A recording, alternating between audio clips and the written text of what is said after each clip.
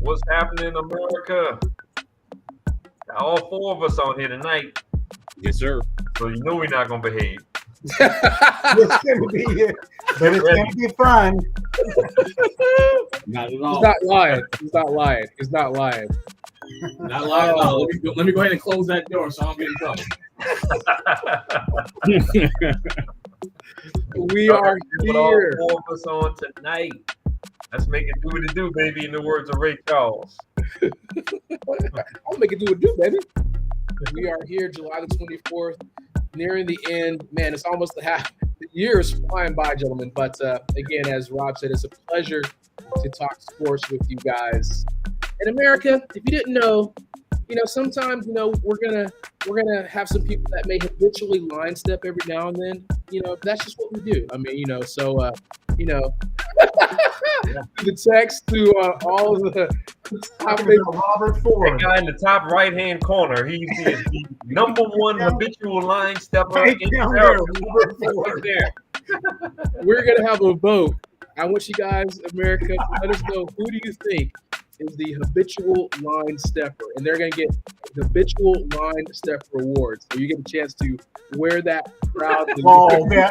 Jake, I pointed in the right direction. come on, Jake. You got to be with me on this one. Oh no, bro.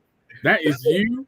That is you. Come And on. and listen, you are in That's first 2 place. to 1 right there, Kerry. I think you're the habitual line stepper. You are 100% in first place. There's no question. I am You so take a lot of pride in it too, Kerry. JQ, I thought I had you in my corner. I really did. Dude, until you said just about 3 or 4 straight days of full-blown LeBron hate. Just He said, yeah, "Oh, yeah. wow." I'm done with that. Just out of the blue, too. yeah, I was like, where is this coming from? JQ, last week they were going back and forth as far as LeBron and MJ. It was epic, man. We probably spent like a whole 30 It minutes. wasn't more so LeBron versus MJ. We were all in agreement MJ is the greatest. Kobe and then Kobe. It was more LeBron versus Kobe or LeBron versus Kareem. In the race. Kareem. No, it was epic. It wasn't LeBron versus we're all in agreement. Jordan is number one for sure. We're not debating that.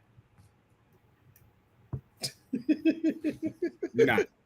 We're not debating it anyway. Oh boy, that was fun. All right, again, we're here, Soccer Sports 12, man. Follow us. A couple things just to let you guys know again as we check in with you guys. I'm gonna go around the horn as we always like to do. Mr. JQ, how you feeling this evening, my guy? Oh man, I am good. I was in Nashville last weekend with my homeboy for his 40th birthday. So spent a couple of days on Broadway Street. That was wild. Taking the weekend off this weekend. I'm gonna go see the Reds and the Braves at in Bristol on next Saturday on the 2nd. And then after that, I'll be 9 days away from the Big 4-8. So all the things this summer. Good stuff. Rob Ford, how you feeling? Yeah, I am on. Doing great, man. Ready to get this party started. Haven't had my asparagus fixed today, but we're gonna be all right. We gonna be all my right. goodness gracious. Gary, how you feeling, man? Well, other than being a little upset at JQ and Rob, I'm doing okay. I'm just throwing it out there, right? Habitual line stepper already. See, it hadn't been two Yo, minutes. He can't help himself. It always shows. I just said the cream rises to the top. It always shows. Just give it a second. Out of the blue, he'll Just take give it a second. JQ and call the Lakers the fakers. Yeah, man. Just random shots. First, I say just a few hundred things.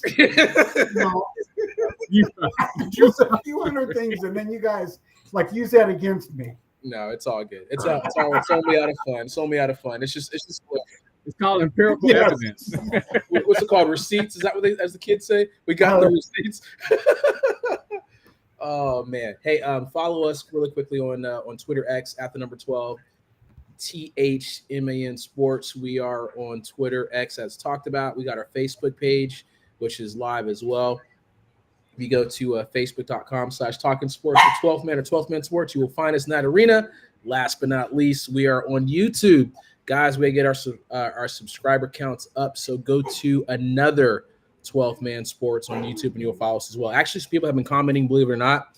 And we got some love. Everyone said this is a great show. So I was like, yo, appreciate the support. So again, it's something to again stress you guys as well. Subscribe to the page and just kind of keep on that. And as we continue to get better, we're going to have some exciting updates happening in the future. So without further ado, we got a couple topics to dive into because we appreciate you, Rob, staying busy and everything like that. Hope everything was good.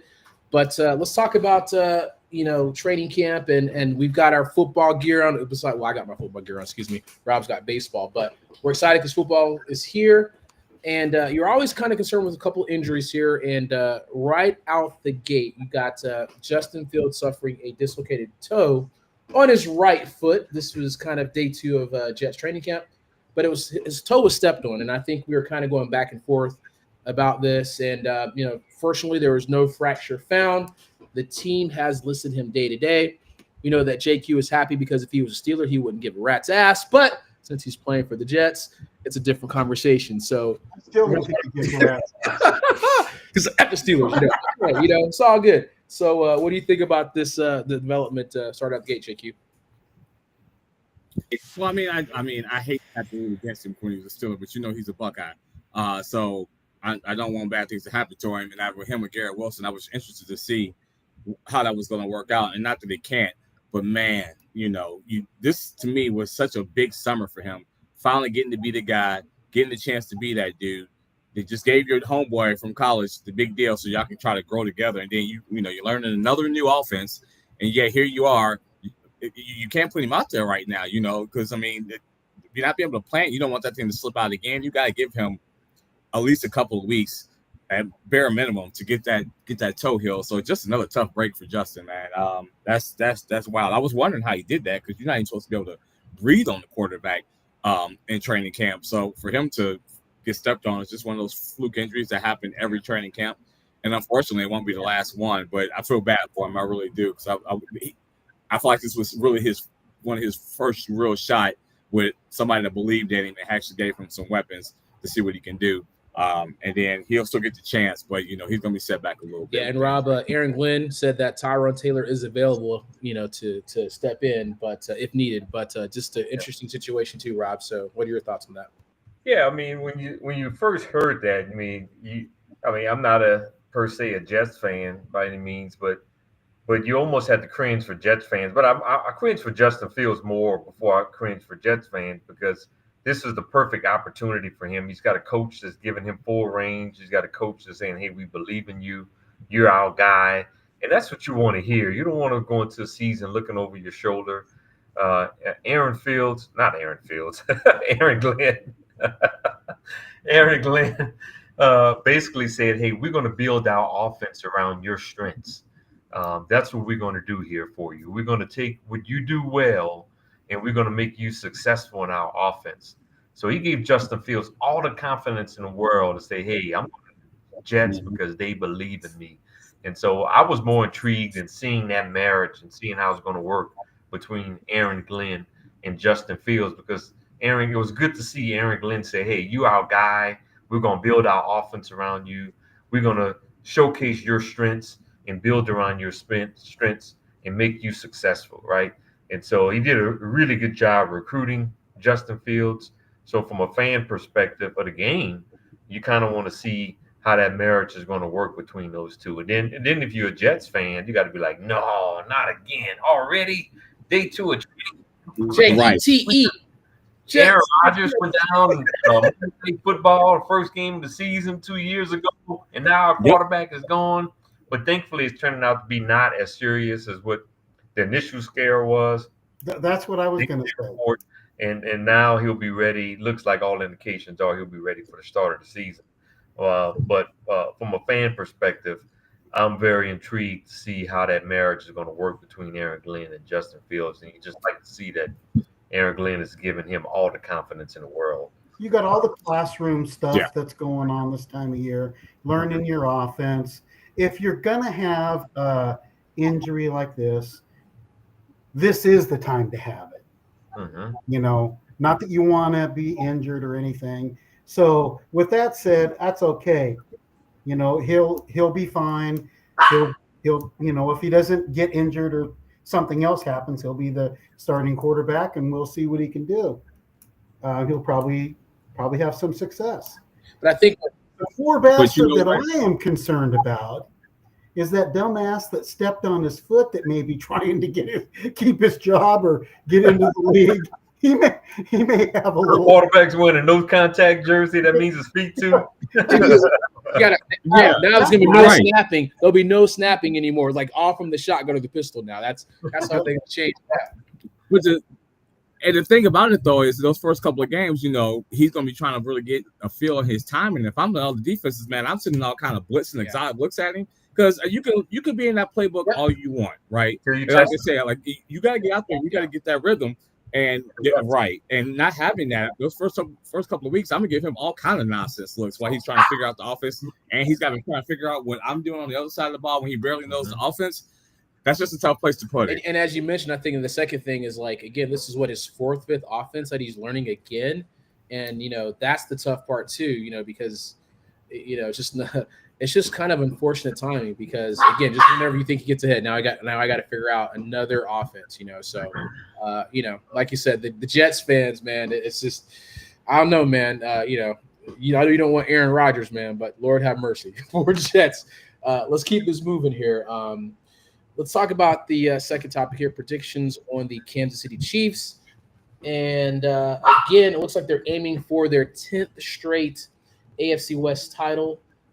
And I guess I was looking at SportsIllustrated.com. They're saying that the Broncos are emerging as like a top rival, which is interesting as opposed to the Chargers. And, obviously the Raiders do nothing. But, what say you about this? And, is this like Mahomes' bounce back season or what? Well, I think a lot's going to depend on the development of Xavier Worthy, right? Because they're going to have to see a natural progression in him from a deep ball perspective, right? When you look at the statistics of Patrick Mahomes' season last year, it was down. I think I was actually looking at Bo Nix stats versus Patrick Mahomes stats earlier today, and not much different, believe it or not. I mean, obviously, I'm going to still take Mahomes over Bo Nix, but when you look at the stats, their stats were very similar, right? And that's just because the personnel around Patrick Mahomes wasn't as good as what he's had in years past.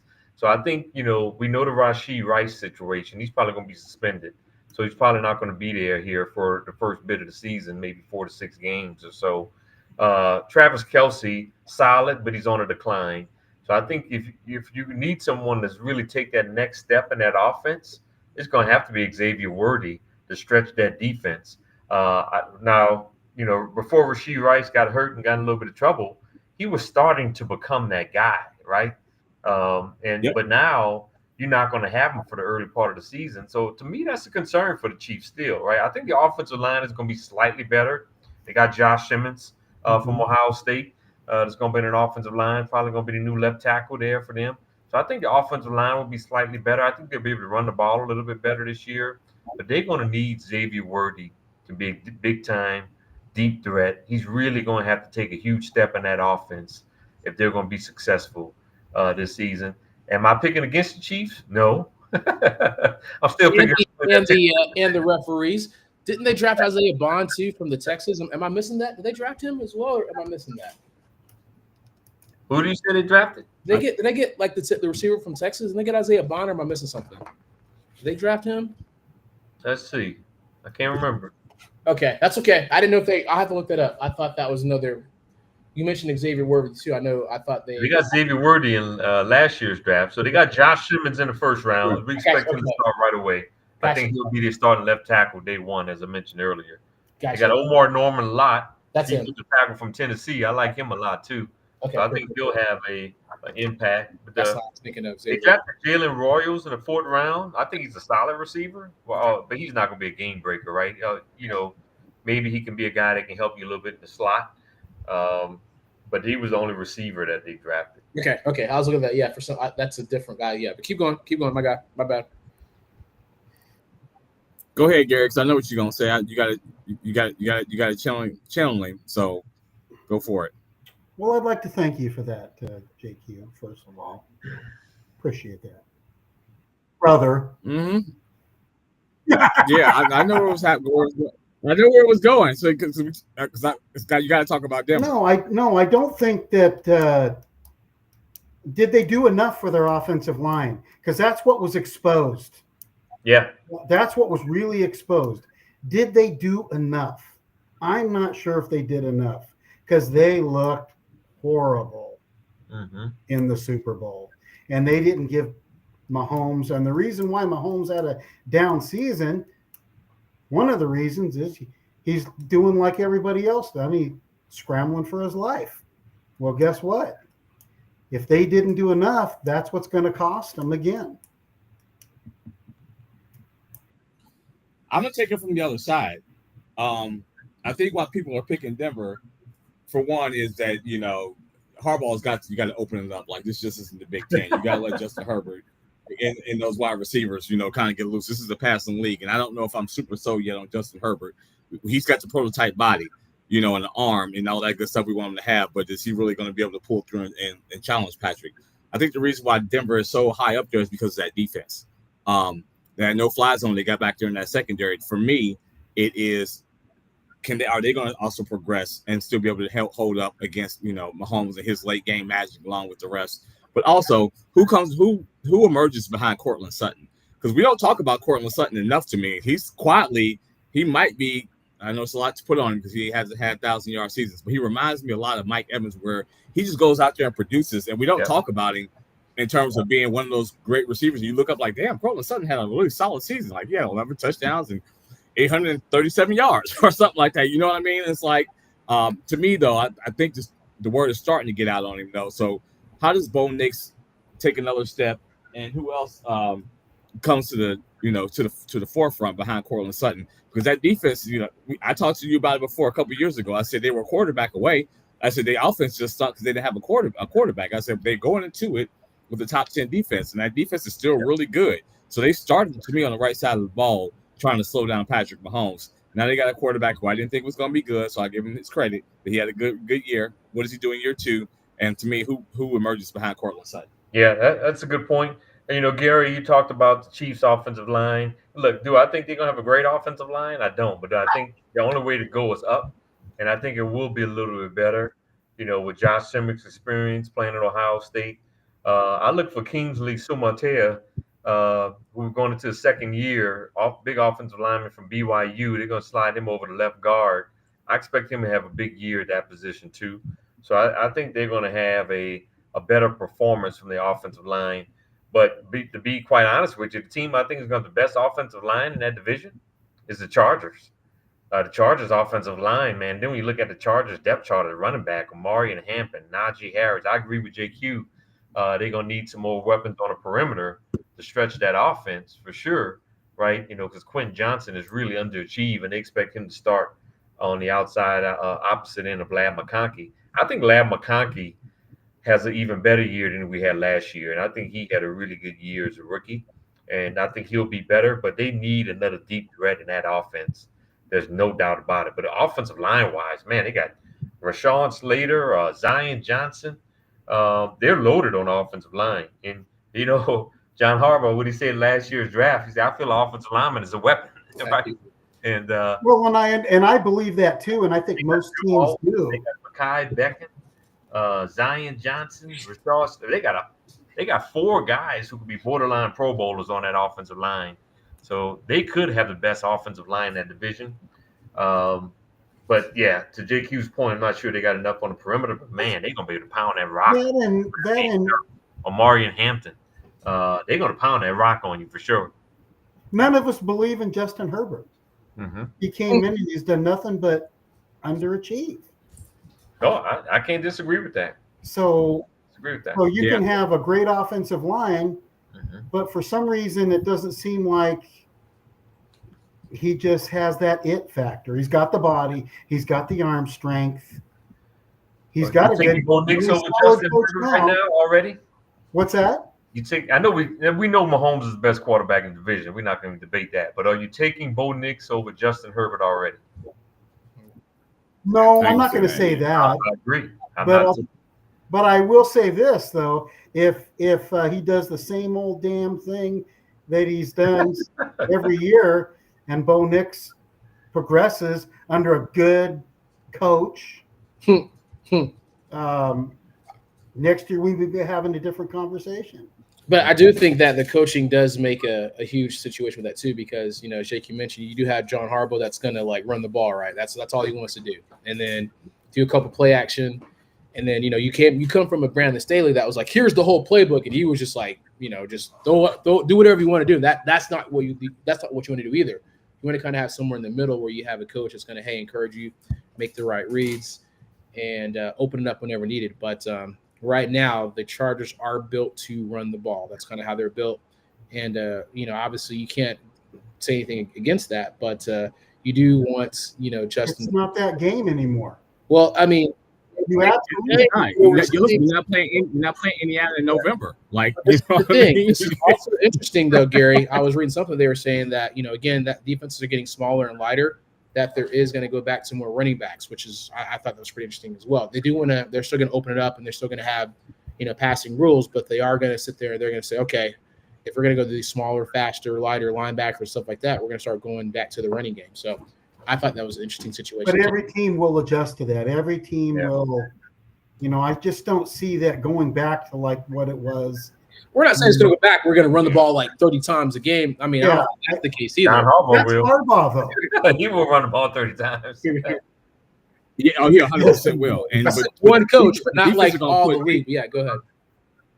No, but people are going to start what they're doing. When they get smart, they're going to put an eighth man and creep a ninth man back in box and say, if you want to go out there with Quentin Johnson dropping passes, you be my guest. So at some point, you got to do something different. I agree. Ladd was a problem. He needs a little bit more help out there, though. Because I feel like I'll take my chances with Quentin. I'll bracket Ladd, go one-on-one with Quentin, put 8-9 in the box, and say beat me. There it is. I mean, numbers, right? It's a numbers game. Obviously, 6 is going to be 7, 7 is going to be 6. All that. Come on, man. That's win-loss record, Rob. Kansas City. What's their win-loss record, Rob? I would have to look at their schedule. I haven't really done a deep dive in that. Do I still think they're the best team in that division? I'm going to say yes, just because of Patrick Mahomes. We talked about it. JQ brought up the fact that Denver's probably got the best defense in that division. I think the Chargers got the best running game in that division. When you look at their offensive line and their running backs, the Chiefs still got the best quarterback in their division and a pretty doggone solid defense too. And so when you put those two factors together, the quarterback and their defense, I'm going to say the Chiefs are still the best team in that division. Yeah. But okay, let's not talk about Kansas City. 13-4 is kind of what the consensus is. What they're 12-5 is what I have them at. Yeah, 12-5, 14-5. I hope they go 2-15, 11-6. I talked about Xavier Worthy, but another guy that they're going to need to see some good progression in is Sky Moore too. That's a guy they had high hopes on at the receiver position. I don't think they've seen enough out of him either for the Chiefs. If they want to get back to what they used to be, they're going to need some of them young guys to really step up. Rashee Rice is going to be out for a certain number of games. We don't know how many yet. So they're going to need to get by without him. But when you got guys like Xavier Worthy, Sky Moore, Hollywood Brown hasn't been able to stay healthy. Can he stay healthy at the receiver position? And if so, maybe he can have a slight impact too. Let's keep it going to the college football coaches on the hot seat. And guys, I know this is going to be Gary and Rob. And obviously, chime in. Does this include like Lincoln Riley, USC, Brent Venables, Oklahoma, Virginia? A lot of key pressure emerging in the Big Ten. So Mike Lotsky, Clay Helton, was it Dave Dorian from Wisconsin? What do you guys think as far as a couple of those coaches on the hot seat? And you need to put James Franklin. True. Yeah. But I don't know if I think he's on a hot seat though. I don't think they're going to fire him unless he goes 7-5 or 6-6. How do you keep having all that talent and they go to the league and blossom and you can't get there? At some point, it's being on the doorstep. You're going to be on the doorstep for so long before they go like. I agree with what you're saying, but I just don't think he's on a hot seat yet. Listen, I hope they keep him forever. I just don't see them unless he just have a really bad season where they go 500 or something like that. I think some coaches might be on a hot seat even if they go 9-3 or 8-4 this season. Yep. Kalen DeBoer, Alabama, right? They just missed the playoffs on last year, and if they miss the playoffs again this year, he could be out after 2 years, right? What about your coach? I'm getting there. He's on my list. Well, since you Oh, brought okay. him up, I'll talk about Okay. him now. Brian Kelly, for sure, is on the list. I didn't have him in no particular order, but yeah, Brian Kelly, man, you cannot have another season at 8-4, 9-3 this year at LSU. It's not going to work this year. And plus, he's gone out on the record at SEC Media Days saying this is the most talented roster I've had since I've been at LSU. So he damn sure can't go 8-4, 9-3 and expect to keep his job. He put the pressure on himself. You're on the hot seat. Keep your yap shut. He put himself in the hot seat. Exactly. He is for sure on a hot seat this year. He, like I said, he's come out and said this is the most talented roster since he's had at LSU. Look, he's had 3 straight years where he's played against supposedly top-ranked opponents at the time, and they lost those opening week games. Now, this year they're going at Clemson. I'll be there. Can't wait. Clemson, South Carolina, August 1st. Look at you, big time. Look at you. I'll be there in Clemson, South Carolina. Sure, you'll be there. Yeah, I'm sure it's going you'll be there. But I'll be there. It's a Big time. Saturday night game. Go LSU Tigers, that is. What are they going to land you by helicopter on the field? It's early right now, and if I had to make a prediction, I'm picking Clemson. As much as I love LSU and want LSU to win that game, I'm picking Clemson. Clemson's at home. Brian Kelly hasn't proven that he can win the big games. Until he can prove me otherwise, I'm picking Clemson. Clemson's going to have a heck of a defensive line, probably one of the best in the country. They're going to have one of the better quarterbacks in the country in Cade Klubnik, one of the better receivers on the perimeter as well. I think this LSU team is talented, but I'm picking Clemson in that game. I know that's not the topic, so I'll move on. Brent Venables, Oklahoma, is definitely on the hot seat, right? I think he's had 2 seasons in a row, 6-6. That's not going to cut it in Norman. I know he got John Mateer, quarterback from Washington State, to transfer there, and he's got a lot of high hopes there. But yeah, Brent Venables to me has got to go at least 9-3 this year, and I don't see that happening. Or maybe 8-4 to keep his job. Lincoln Riley, USC, totally underachieved with all that talent in Southern California. That was your boy. That was everybody. You guys all had this is fantastic. Lincoln Riley on there too. Man, USC's getting Lincoln Riley. They're gonna. I don't know when they're gonna lose. No. Here we go. But yeah, Lincoln Riley has underachieved, to Gary's point. And look, you in Southern California, a recruiting hotbed. You are the school in Southern California, and you can't be average to be a head coach at USC. Sam Pittman at Arkansas, I think, is on a hot seat. Billy Napier of Florida. This is definitely on a hot seat, right? And I give Florida credit. They gave him another year because they saw what they had DJ Legway. And Billy Napier was able to get DJ Legway to Florida. So they wanted to give him a year to see what he can do with Legway. But if Billy Napier, Sunbelt Billy, if you don't cut it this year, he is out. Steve Spurrier told y'all he's Sunbelt Billy, right? And so Sunbelt Billy better win at least 9 games in Florida this year, or he's out. And I don't know. I think I saw something that said Florida had the toughest. They have a real tough schedule in America. Real tough. Yeah, I want to say they got. Rob, you were talking about Rob. They have one of the toughest in the country. You were talking about Venables from Oklahoma. And you said he needed to go 9-3, 9 and whatever. I think Venables is gonna have to go at least 9-3, maybe 8-4 to save his job. He can't have another 6-6 season like he's had the last 2. No, he can go 8-4 and beat Wisconsin in the Outback. He's 22-24. He's got to be on the 22-24. Yeah. I'm just saying. I don't see him going 9-3 this year. Barely. I don't see him going 9-3 in the SEC this year. 8-4 and going to the Gator Outback Bowl and beating the Big Ten team would probably at least give him some. He's gone on record saying he's got the best quarterback since he's been in Oklahoma. John Mateer, transferred from Washington State, right? So he's another one. He's saying, hey, I got the best quarterback I've had since I've been here. Yeah. So the pressure is on you to win now, man. Did you mention the Auburn coach, Hugh Freeze? He had losses. I was getting the Hugh Freeze and Luke Fickell, and I was getting the Mario Cristobal too. Please. For the love of God. Please. Look, Auburn lost to New Mexico. Vanderbilt. I think Miami will be a playoff team this year. I really do.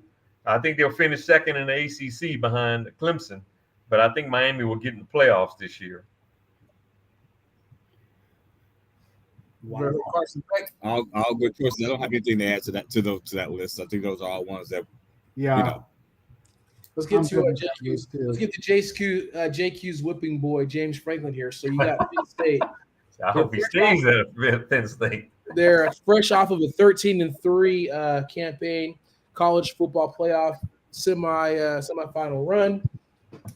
They do have a strong core. They've got the elite running back duo. I don't know, Nicholas and Katron Allen. Got a 1-2 punch at running back. Always have a good running back. And what do? They blow a game. Drew Allard. We're gonna get you, Jake. You're gonna have all the time to use him as your whipping boy. They got Drew Allard coming back, quarterback. They got a lot of their offensive line coming back. I think they hired the new DC Jim Knowles. Yeah, and then personal turnover on the defensive side. Y'all can see JQ loves Penn State, right? They lose Abdul Carter. They lose a lot of defensive linebackers. JQ, go ahead, man. I can't hold back. Well, they sold Jeff Knowles from Ohio State. Jim Knowles from Ohio State. He's a Philadelphia guy. So Ohio State go to Penn State. Yeah. Let's say, yeah. You have fun with that, Sparky. I love it. Listen, they're going to win the Big Ten and play for a national championship. I don't understand why people do this to James Franklin. What about him and what he has done makes you believe that is going to happen? What? I don't understand. Did they not see Drew Allard? They blow a lead against Ohio State in Penn State. Did they see Drew Allard make some horrible passes against Notre Dame down the stretch to give up that 10-point lead for Notre Dame to come back in that game? That's what they do. And until I see it differently, and I get out here and eat crow and say they did it, I'm not going to go second into the best season team in the Nittany Lions and who we thought they were. Listen, crown them. Yeah. I think they're third. I think it's Ohio State, and I think it's Oregon. I think I think Oregon is snuck. Oregon has definitely snuck its way into that thing, and the way they're recruiting, and with that NIL money and that Nike NIL money, I think. I think Penn State's second behind Ohio State. I don't. Well, listen, I don't. I'm gonna give Oregon the benefit of the doubt because listen, Oregon just got holes. They got a hot Ohio State team as the best team in the country last year in that playoff run. Wasn't Oregon the only undefeated team last year? But this Oregon team is not as talented as last year's Oregon team. And they're talented, but they're not as talented as last year's Oregon team. And that's why I pick Oregon. I think Oregon's still going to be a playoff team. I got them third in the Big Ten. But when you look at this Penn State team, I think they only lose when you look at their schedule. Now, Penn State, they ought to be shot, man, for that non-conference schedule they're playing. Villanova, man, you play Villanova in basketball, not football. Come on, man. How you playing Villanova on your non-conference schedule? I don't want to know no crap about they just a state school. We got to get them some money. That Penn State, Villanova in football. Come on, man. Howie Long is not walking through that door. Villanova's got a football team? Damn. Villanova's got a football team? What? Howie Long isn't walking through that door in that Villanova team, man. Come on, man. Not Villanova. But listen, they're only going to lose one game because of their schedule. They at Ohio State. I think they finished second behind Ohio State in the conference. And look, Ohio State's got. Listen, they might lose to Michigan too, because that's what he does. That's what Ryan Day does to Michigan. So to be fair, he's blowing it right now too. My thing is just this. Yeah, my thing is just this. When you've seen this dude before last year, you would never give that to Ryan Day going into the season. You were like, hey man, he's got a talented team, but he can't be Michigan, so he can't get them to the title, right? And so he had to deal with it last year for us to at least give him that benefit of the doubt. Until I see James Franklin do it, I can't go into it and say they're going to do it because he's shit the bed too many times for you to give him the benefit of the doubt. Penn State's got Oregon at home this year too, so I think that's if you noticed last year in the Big Ten, anytime those teams went East or East team went West in a major opponent, they lost on the road. So that's going to be, even Ohio State went to Oregon last year and lost by 1 point. It was a competitive game, but they lost. So that's going to be a tough trip for Oregon to make cross country to go beat Penn State in Happy Valley. And they're probably going to do that shit at night and make it a whiteout. And, so whiteout. Yeah. Now look, this Oregon team is going to be good. I still think they're a playoff team. I still think they're a top 10 team.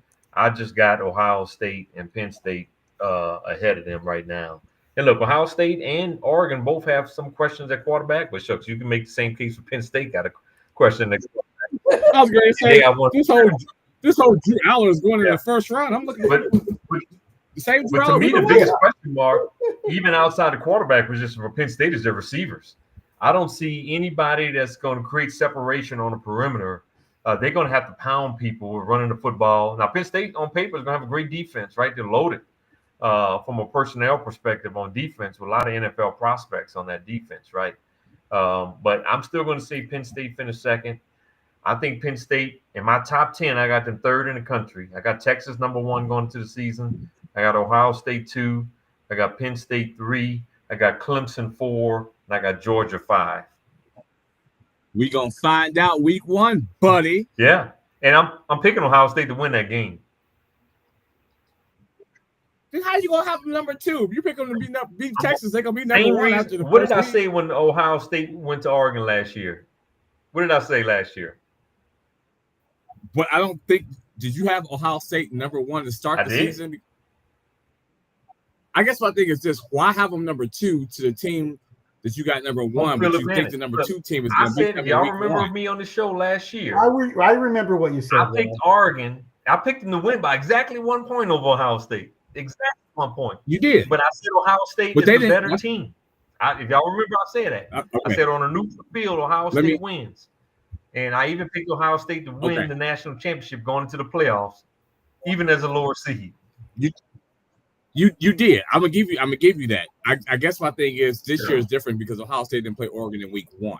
If you're gonna have the 1 and 2 teams playing week 1, and you think number 2 is gonna be number 1, after that week, Ohio State would be number 1. So why not just have Ohio State 1 going into because I think Texas is a better team, but I think Ohio State's just gonna win that game because of home field advantage. Okay. I mean, the same reason I said last year. I said, look, Ohio State's going to lose this game, but I think they're better than Oregon. I said that last year, and I agree here too. You did. I'm just. It was just a semantics of it. I can't help myself. I know it. Yeah, you being the pot stirrer, no wonder you can't help yourself. Go ahead. Any next? No, listen. No matter how many times you say that, it's not going to change the fact of the shoe. I'm just gonna put that out there. I guess you're just gonna speak it into existence, Gary. I'm sorry, Dre. This is entertaining to me. Short topic set here. So Blue Jays and Astros. I think the Blue Jays currently have they hold the best record in the AL, tied with the Astros, fueled by strong second half runs, and Vlad Guerrero Jr. and Bo Bichette didn't both have a 2-run home run on yesterday's game. Yeah, don't remind me. Yeah, I'm sorry. And the Astros have a 4-game win streak. Yep. So, that's what's happening right now as far as the Jays and the Astros. If you can add on that. Hey, the Blue Jays are playing great, man. The Blue Jays and the Brewers right now, 2 hot teams in baseball. I mean, the Brewers won, 11 out of the last 12 or 12 out of the last 13 or something like that? They were like... They don't remind me. They swept the Dodgers twice. I'm like, man. Yeah. Listen. Yes, they did. Yes, they did. Yeah. Unfortunately, I didn't see the Brewers and the Cubs having this kind of season right now. I did not see that from my. And now the Blue Jays are pulling away in the AL East. They got a 4.5 game lead over the Yankees. Yankees just lost 2 out of 3 to them in Toronto. Yeah. Blue Jays 7-3 in the last 10 games. I mean, you got to give them credit. They're playing really good baseball right now. Now, how about the Detroit Tigers, man? They still got a 8-game lead. They 1-9 in the last 10. Oh, man. That tells you everything you need to know about the AL Central. What is going on? That's all right. My Reds went to Detroit. I was in attendance for it. They took 2 or 3. That's all that matters, man. What else? Yeah, but it seems like the Blue Jays and the Brewers are the two hottest teams in baseball right now. But there's still a lot of ball to be played, They though. are. And we got a trading Mhm. deadline coming up, so we'll see what happens. It's actually next Thursday, so I don't know when we're going to do the show next week, but the trade deadline That's is next crazy. Thursday. Everything's gonna happen with that too, man. So yeah, let's talk about some situations here. What's happening with Ben Simmons? You know, he's still out there. Also, Westbrook, Jonathan Kuminga. I know we're still some situation happening with him. Is he gonna get traded? You know, what say you on that, guys? Well, Ben Simmons, nobody wants that trash. Absolutely, I mean, come on, man. absolutely. So he might as well be on the show with us, man, and talk some basketball. We'll take him on. What you doing, Ben? I'm just saying. He can go to Shanghai and make a little money. He can go to Shanghai and Better make a little believe money. it. Taiwan. Play for the Sharks. I better go to what's the ice Yeah, cream listen. league called again? The Big Three or something? Yeah. Big Three. So he can't even shoot that league. Listen, he can't play in the Big Three. He can't play in the Big Three. They're gonna be putting that elbow in that back. He gonna be gone for 2 They're games. rough It's gonna be in the over. Big Three, man. Yes, they They are. be putting each other in headlocks. I like that shit. He can't. I was Michael gonna say, no, Beasley he over can't. here. Oh, They playing street they- ball in the Big and, Three. that's not a Yeah, foul. That's a last season- foul, man. Yeah, no, they're wild. I feel for Kuminga though because he's on that restricted deal. So Golden State is really just looking out there saying what's somebody gonna offer and see if we want to match or not. They got the first right of refusal. So he's the limbo that he's in. I think just really sucks eventually, for Kuminga. before the season, he gets traded. That's my thoughts. Yeah. I think I don't know where. You know, I know there was some talk about the Phoenix Suns being interested. Not sure what Phoenix has that they can offer Golden State in return. Not a damn They got thing. nothing. They got Miami nothing. Heat. But look, here's the thing. It could be draft picks, right? Because Golden State is clear that he's not a part of their plan. He's not a part of their vision, right? So at this point, it may not be players. It may have to be draft picks if you want to get Kuminga, right? I know the Miami Heat may be interested too as well, right? So to me, those are two teams that could be looking in for, be looking into. And look, if JQ, your team, if I'm the Lakers, I'll be trying to kick the tires with them. I mean, you got to try to get as, you know, your cross-time rival. Everybody on that roster is 35 and older. So why not try to get somebody younger that can come in to help you? Listen, they can have Don't Connect. They can have Austin Reeves' ass. You don't need one of them. Trade the other one. Yeah. So I mean, if you're the Lakers, I don't know why you wouldn't kick the tires too. Russell Westbrook. Yeah. I know SGA is heavily recruiting him to OKC. You know, to come in, but I don't think OKC hasn't. They have 15 players under contract. So the only way that they will be able to sign Russell Westbrook is if they either trade someone. So I'm not sure how that will work. They will have to waive and stretch him. And if you're OKC, why do you need Russell Westbrook? Why would you want? Why would you want to do that? Why would you why want would you to want a championship? And why would you want to bring in him to that team? SGA saying, "Hey, we can win it. We can help you win a championship before you're in your career." That's what the first thing he's going to want to do is think he's a starter. Well, he was a reserve with the Nuggets last year, so I don't think he'll have a problem coming in being a reserve. Part of his problem. But yeah, does he mess up that locker room though? Right? Yeah. Yes. Yeah. So if I'm OKC and his fashion, you got to talk to SGA and say, "Hey, man, why is this a good move for us? Why you want Russell Westbrook on this team just to help win the championship?" I tell you what, that Kuminga to Miami, if they don't have to give up Bam, and they just got Norman Powell too, if I'm not mistaken, you give them Kuminga, and then you trade them a pick in that fool they keep trying to get to the Lakers. Andrew Wiggins. I'm sorry. Yeah, if you listen, that Powell, Kuminga, and Bam, and a week in East this year, and Wiggins if you keep him. Ooh, but you probably got you might have to give him up. And if you're Golden State, you've already seen what he can do with that team. Helps you get a title. So I think that reunion I don't think that would be against that reunion unless he was wild in the locker room. I didn't have any reports of him being wild in the locker room. But also with Tyler Hero, like you're looking at that team, if they get Kuminga, like you got a chance. Wait a minute. Spoelstra, I think, is one of the more underrated coaches in the business. He's definitely gotten better over the years as a head coach. I think he's starting to get. I think they're starting to figure that out. Mm-hmm. I really do. I think folks know he's going to be the head of USA basketball in a minute. I think folks that watch basketball know how good of a coach he is. Good stuff. And they got the young rookie too from didn't they get the rookie from Illinois, Kasparillis too as well from Illinois, right? Yeah, he's a smart player. And Ben Simmons to the Lakers, huh? No. Stop that shit. That's the other thing about Miami. It's just a Khalil rumor. Ware, I'm sorry. Khalil Ware. He really came on really strong for that team. He played well in the summer league too. He played well last year for them. So he gives them another athletic big to go with Bam. And I really like his game a lot. Yeah, they're talking about that. I saw him play against the Hawks, and he was trying to. They wanted him to bulk up a little bit more, obviously. And you know how Spoelstra is about defense. He's like, you ain't playing defense. He is in that ass, man. So he was like, yo, you better play some defense, man. So he will not take, you goofing off or missing assignments. He's like, you want to get in shape, damn it. So Man, how the Hawks in the summer league didn't make it to the playoffs in the summer league? Yeah, man. It was pretty intense. Yeah. Gotta get the city of Charlotte something. Yeah, man. Michael Jordan sold the team too soon, man. The Hornets won the summer league championship. Yeah. They said that's the first championship the city of Charlotte has won in anything. Summer league. It is. Oh man. Yeah, they're having a parade for him. Oh man. Oh, look at Gary. Visual line separate once again. Sorry. I told you. All you gotta do is just let the show progress. And it's going to Timing was there. We gotta go there. Kind of Kniffle for the See, Rob's going to be master of ceremonies. Master of ceremonies. Yeah. Kind of Kniffle for the Charlotte Hornets. He was impressive in the summer league. Yeah, he played good ball. Yeah. I knew he could shoot the basketball, but I was surprised a little bit. In his athletic ability. Some of the other things he was able to do: take the ball to the rack and different things, handle the ball, play some pretty good defense. So he actually showed a lot. Let's wrap But this his name sucks. Habitual line stepper strikes again. There it is.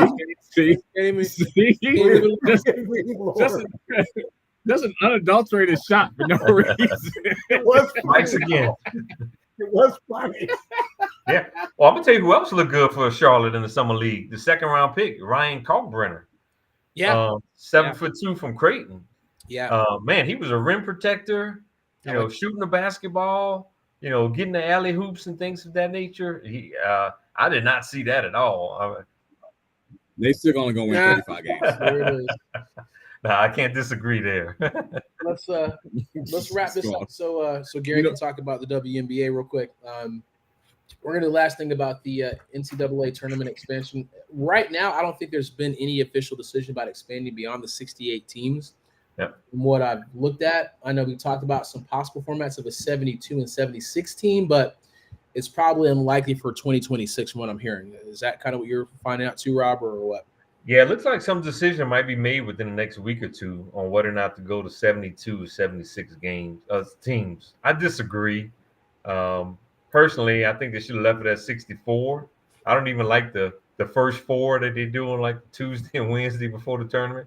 Yeah. In Dayton. Hey, man, they giving Ohio players some love, man. Stop that shit. Nobody wants to go to Dayton on Tuesday and Wednesday. They want to go Saturday and Sunday. Saturday.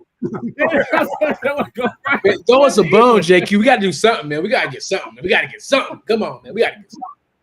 Well, that's from someone who's from Cincinnati. JQ. Listen, I own it. I don't never go to Dayton at all. For what? But no, I don't see the point in expanding the 70. Yeah, some expansions I like. I like the college football expansion to 12. I even like the expansion to 16 teams in college football. Yeah. But I think the NCAA tournament was fine at 64. I don't like the 68. I don't like them going to 72 or 76 teams. I mean, I think there's only been one time we've seen the team from that +4 group make it to the Final Four, right? And I think it was UCLA one year, a few years back, actually. Maybe two teams. I think it was Virginia Commonwealth one year made it. But I still think 64 teams was the right number and just keep it at that. Yeah, listen, I got nothing to ask. I totally agree. I think they expanded just for money's sake. I don't want to water it down. I think it's perfect the way it is. I'm with you. Like, I'm not gonna waste time on that. It's just a money grab. There's no other reason to do it. Get off my lawn. I'm too old. Yeah. 64 was perfect to me. 4 brackets of 16s is fantastic. But earn it. Not everyone gets the participation trophies. I get you, man. Just kind of keep it as is, man. It was saying that, and I'm a North Carolina Tar Heel fan in addition to LSU, and North Carolina was in that +4 this past year. So I'm even saying that even with the Tar Heels making it in the tournament with that. Keep it as is. And then, like I said, if you don't win it, then you go and make it to the NIT if you want to accept that bid and call it a day, man, because you failed if you don't make it that. So, like 3 of them are the tournaments now, man. They got an NIT, a CIAA, and now they got one in Vegas now, too. Money making, man. That's all. It's getting ridiculous.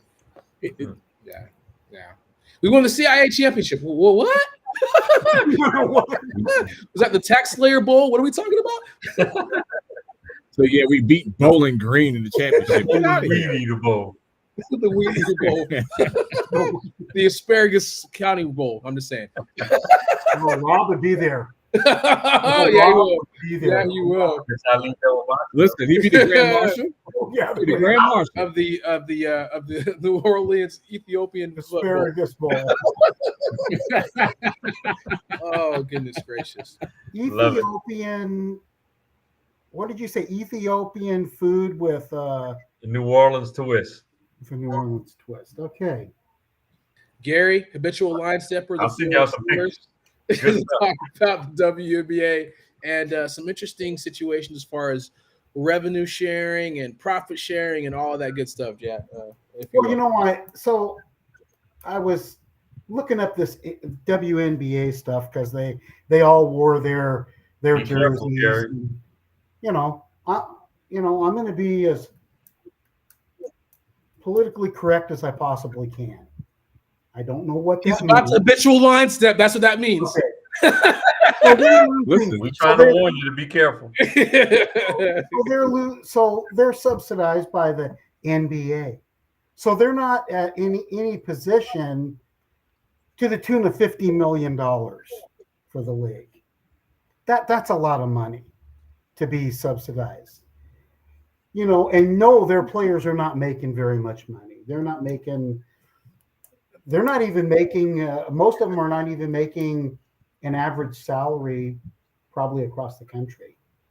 They're just not, unfortunately. But I was looking at the values of these teams. And, of course, the Las Vegas Aces, they're worth $140 million. Seattle Stars, 135 Storm. Storm, 135 million. New York Liberty, 130 million. Phoenix Mercury, 105 million. You could buy that team, JQ. You could buy them, JQ. I mean, Rob could buy the Indiana Fever at 90 million. Let's go. You could pay cash for them today. Today. But when you're talking about, and those are huge numbers to just the average American. But when you're talking about the value of a sports franchise, those are just 0.1% of what these other teams across the NBA, NHL, NFL, all of them are going for. So, I mean, they don't really have much leverage here to really go out and get anything big. Do I believe that most of these players at least deserve a 6-figure salary? I believe that. But absolutely, they're not going to be anywhere near the NBA. They're not going to be half of the NBA. They're not going to be a third of the NBA. But maybe give WNBA some love. Right. If you look at it, Gary, the WNBA, I was looking at stuff. They've only been around for like 28 seasons, right? Which is, it seems like, I thought it was less than that, but founded in 1996. The NBA's been around for close to 78 years, founding in 1946. So you've got all of that time, to kind of build up things. And we talked about ratings and television share, revenue share. There's a lot of things happening with that. And it's tough. We were talking about it earlier, Rob. I think what Caitlin Clark makes about $76,000. Is that? I got to look I think up. the players in the WNBA they make $76,000 No, a year. that's what Kate. Yeah, she makes more with like endorsements, obviously. So she's again Load of money. far ahead. But Some of them will play overseas after the WNBA is over too, so they make additional revenue. And the WNBA season is only about 3 or 4 months, right? They don't play a very long period of time. Their playoffs is not as grueling as the NBA playoffs. I don't know. They sure play some aggressive basketball. Oh no! Look, I'm what I'm saying? I mean, right? A lot of their fouls or even no calls would be flagrant fouls in the NBA. Yeah, but they still don't play as many games, is what we're saying. They don't play as many games. They're the length. To win the championship in the NBA, that's a grind. I mean, you're talking 8-9 months almost, and the playoffs itself lasts 2 months if you make it to the finals. And so Rob, that means our teams wouldn't know. Jake, you want to elaborate on that? Well, I think one of the things they have to do, and the ladies have said it, is that they have those games too cramped together. And part of the reason why you see, and they play real physical, but why you see the shooting roles go throughout the seasons because they got them playing, 5 games in 6 or 7 days. Like it's wild the scheduling they have them all. So to me, it may not be increasing the games, which they're going to have to do if they want to get more revenue. But I think they're going to have to spread that season out so you don't wear those ladies out. Then you get, a terrible game where it's like, well, we're not just a back-to-back. We can play 3 back-to-back. Like, why would you do that to a professional team? So outside of baseball, so yeah, it's tough. Some of those games are hard to watch too, though. Now I will say this though: when you look at it, their revenue is on a rise, right? So the WNBA are expected to be profitable starting next year in 2026. So they will become more of a profitable league. They're getting more media rights. And look, CBS Sports is putting a lot of their games on primetime night as well now. So they are. The game is definitely on a rise, and you whether you like Caitlin Clark or not, you got to give her a lot of credit. You got to give Angel Reese a lot of credit.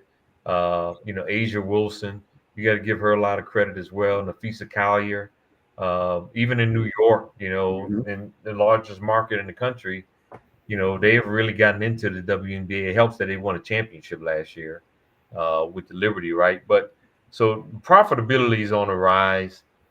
There's no doubt.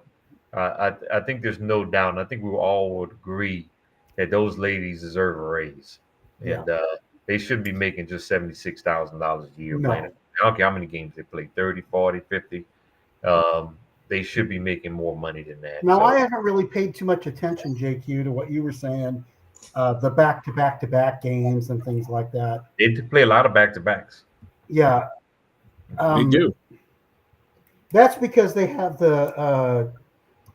they probably have the David Douglas High School marching band taking the arena for that day, so they have to, move it up. Full line stepper once again.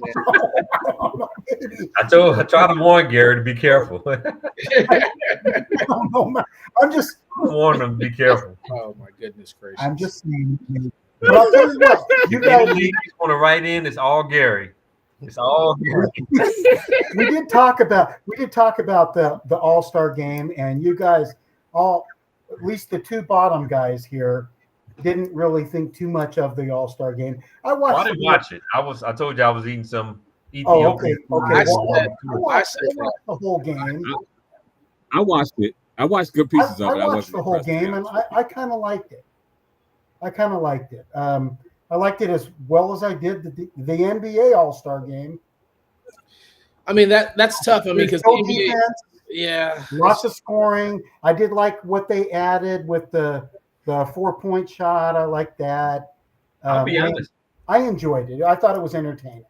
I'll be honest. I'm a bigger football and basketball fan than any other sport, but I think the Major League Baseball All-Star game is the best. All-Star game. Yeah. I think he's the best. Yeah. I think the NFL, I think, is probably one of the worst, to be honest. The biggest football fan I am is one of the worst. and I think Major League Baseball is the one that really gets it right, in my opinion, from an All-Star game perspective. But that's the thing, though. That's the thing, because I know JQ will say something, but you're basically, the game doesn't change that much. You're seeing Paul Skeens go up against like Aaron Judge. You're like, man, it's things like that. It just makes it, that's what you want to see. Like, I want to see, the top wide receiver go up against the top defensive back, but that's going to be gone because of just how physical the game is. And well, and to be fair though, there's not as much physicality in baseball, so that you don't have the I'm not going to play and I'm not going to play hard kind of thing that you can do that for baseball. I think for the WNBA also, they got to find a way to open the game up. Like when you watch it, sometimes it's like watching a prison fight. You're just like, damn. To your point, Gary, like, I'm not against setting a hard screen, but man, they go after each other. I mean, it's like 1973 NBA basketball. Like it's super physical. And I think sometimes you turn people off with that. They want to see more of a free-flowing offense. The threes go up, the backdoor cuts. Like, you're not going to have a whole bunch of them dunking. Yeah. So you got to find a way to get the scoring and get some more of the flashier plays into it so you can get the casual fan involved. They don't want to see a 65-60 game where they just out there fighting and knocking each other down, for 40 minutes. Like, it's hard unless you just really invest it. But if you want to get the casual fan, basketball, NBA has done it, opening it up, no hand checking. The NFL has become a much more pass-happy league, so you can get more points scored quicker.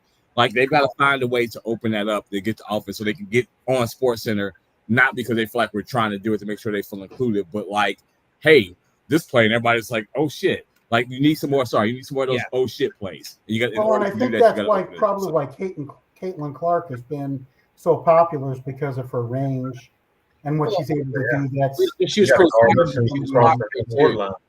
popular too, coming from she was like her and Angel Reese, that rivalry was pretty well documented, and so she just transferred that to the league. And that's another thing. It's like, who's the next player in college? I like that rivalry. Yeah, but I'm going to say they don't play against each other much, and they're different positions and things like that. And they're two different styles of players or whatever. Yeah. But I like it. You know what they're saying about Angel Reese, right? She's got like 12 or 13 straight double-doubles, right? And she's half of I know, that's what I was about to get to that. They say she misses on purpose to pad her rebound stats. The rebounds. Remember they used to accuse Moses Malone that in the 80s?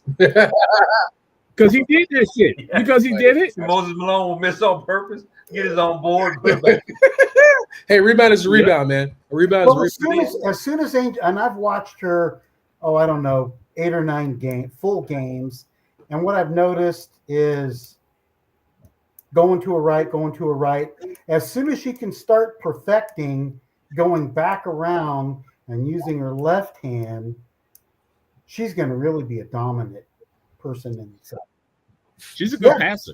But I mean, that move that she's got, where she kind of spins around and goes to her right, she gets it blocked a lot because they know that's where she's going. She got to add that pump fake to a game. You got to get them off their feet. But as soon as she can add that left-handed shot around the other side, she's going to really be impressive. She working with Lisa Leslie. I think she's going to get there. Last thing I would say is kind of relating back to the hockey, because a good buddy of mine was a huge Edmonton Oilers fan, and he was like, he loved the style of the play in the like 80s and 90s because they were more free-flowing. Wayne Gretzky. And that's kind of but that's kind of how remember, like, hockey was more free-flowing. It wasn't a lot of fights and little things like that. So you wonder if that's kind of the same situation. No, they always fight it. They always fighting, but earlier it was more of a free-flowing. I mean, the fighting was kind of like, you were watching for that, but it was definitely a different game too. So, but you can watch the fights or watch the game, So, but I'm saying a buddy of mine, he's an old school like Edmonton Oilers fan. He's like, back in the day, I was a fan because their style was they were just a fast team. He was a fan because they had Wayne Gretzky and Mark Messier. Exactly. Wasn't a fan of Edmonton Oilers back then. Well, even before then, I'm telling you, I've never even been to Edmonton. No. He's not.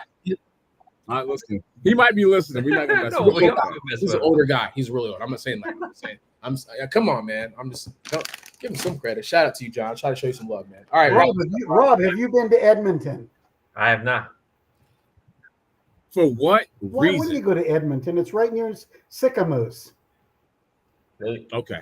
See, I hear it's got one of the best malls in the Listen. world, though. That's about the only reason you would go there, I guess.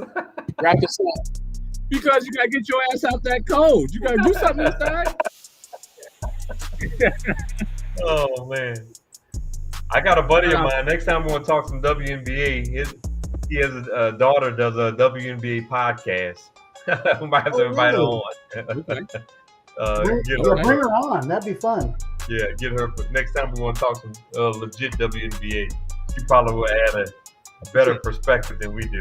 Absolutely. Oh, 100%. Well, except for me, but go ahead. There he is.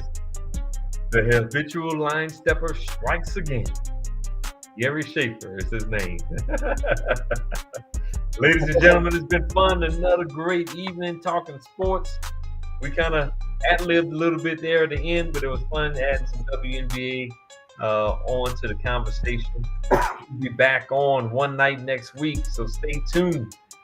We don't know what day, we don't know what time. We just want y'all to tune in from Miami to LA to Philadelphia to New York to Boston. Everybody, just tune in. Good night. Good night, Yes, sir. everybody. Shout out to Richard Meadows, a friend of mine from high school.